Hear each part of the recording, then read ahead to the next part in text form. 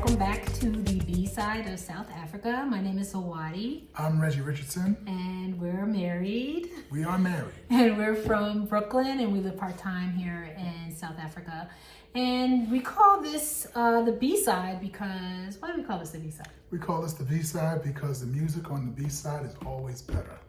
Today, we're going to talk about crime because crime is probably one of the top topics that come up when folks ask us about South Africa. If they've heard or done any research on South Africa, that's probably one of the biggest concerns they have is crime. So we're here not necessarily to dispel or confirm anything. We're gonna actually pull up some stats and talk about it and share what our experience has been and what our opinion is around how you can deal with crime here in South Africa.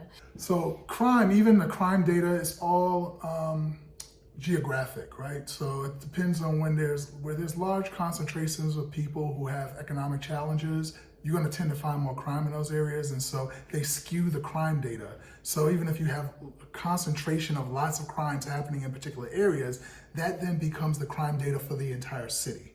And so just like any place else in the world, like in Paris, there are places that are high crime where you can get robbed in the blink of an eye, but nobody says Paris is dangerous or don't go visit Paris.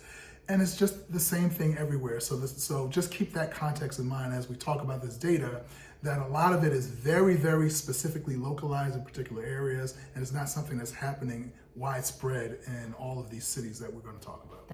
So the first one we're going to compare is, like I was saying before, is New York. We're Brooklynites, we're New Yorkers. Yeah. So we pulled up some information on crime comparisons between New York City and Johannesburg. And as you can see on the screen, New York actually seems to bode better. Yeah, I mean, New York City is a large city like Johannesburg, so it's a good comparative sample. There are about 8 million people in the Johannesburg greater area, and in New York City and across the 5 boroughs is about a similar 8 million people, although more concentrated in space in New York City.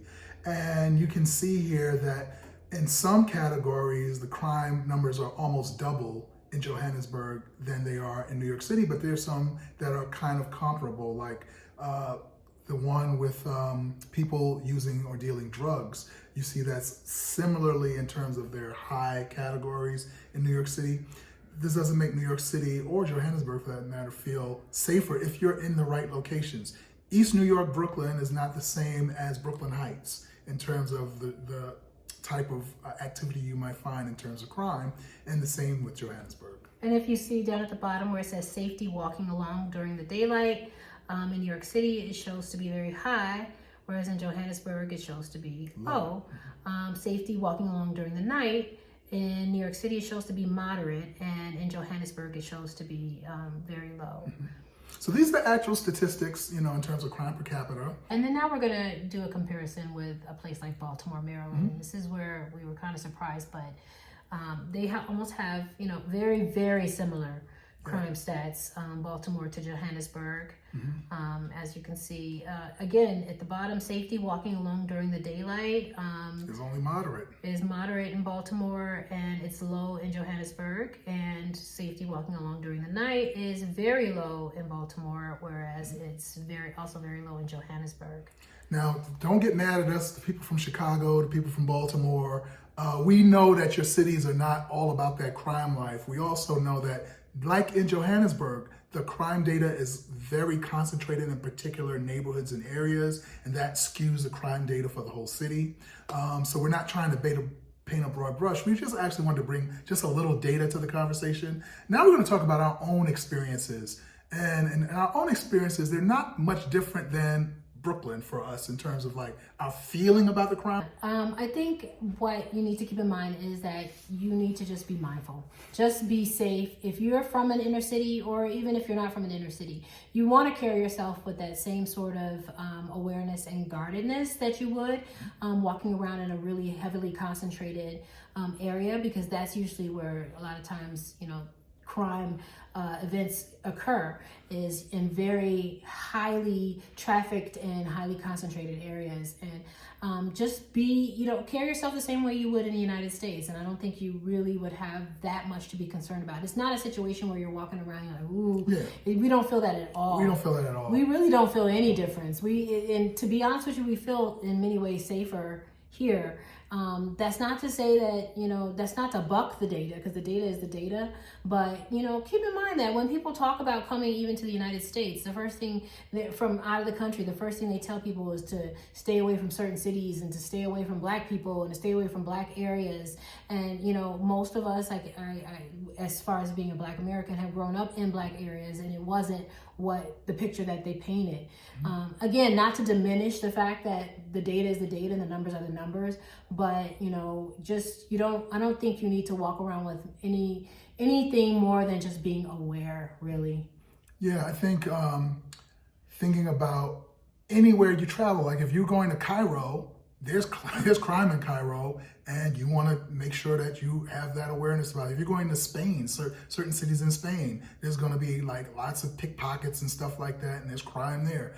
Any city.